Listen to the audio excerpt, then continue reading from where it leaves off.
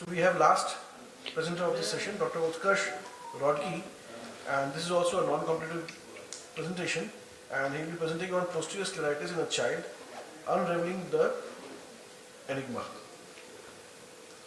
Good evening, everyone. My topic for paper is posterior scleritis in a child unraveling the enigma. History: a 10-year-old girl child presented with chief complaints of swelling, redness, right eye associated with pain since 2 days. It was associated with low-grade fever, nausea, vomiting with intermediate abdominal pain.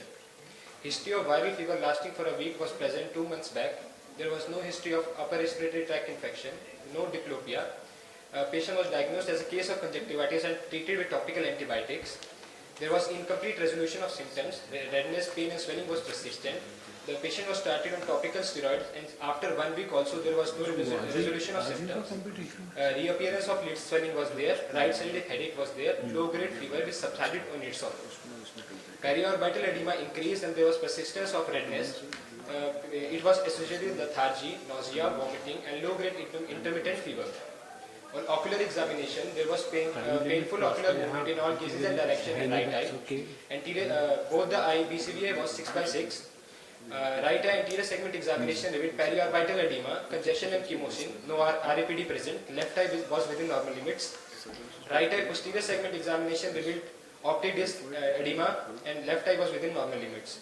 CE MRI brain at the center A was suggestive of right orbital cellulitis with scleritis, papillitis and perineural optic inflammation.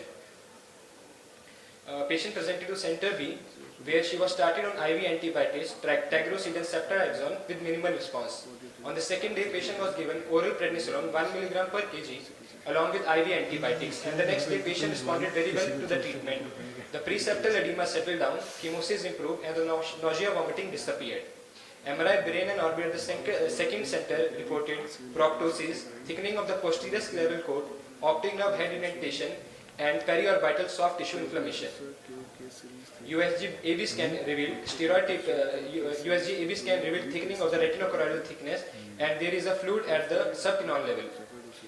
Steroid was tapered to 25 mg per kg and the diagnosis at center B was orbital inflammation syndrome, right eye.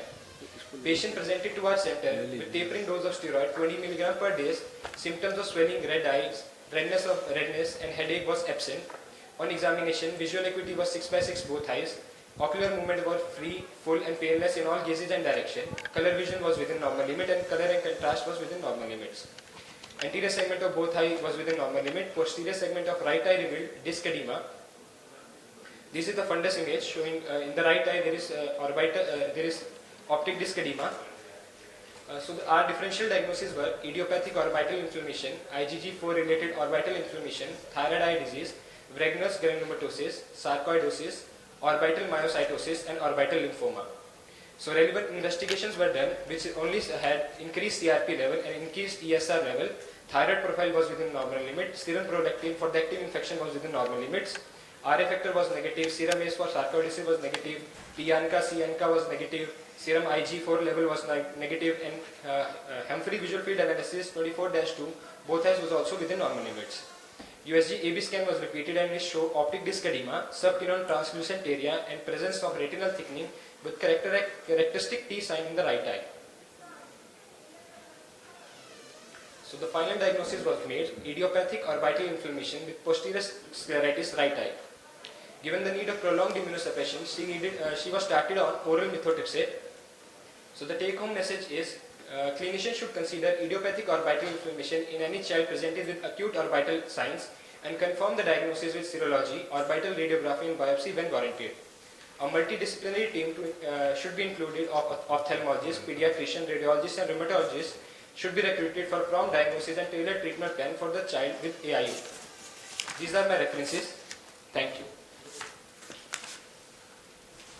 Thank you, Dr. Utkarsh.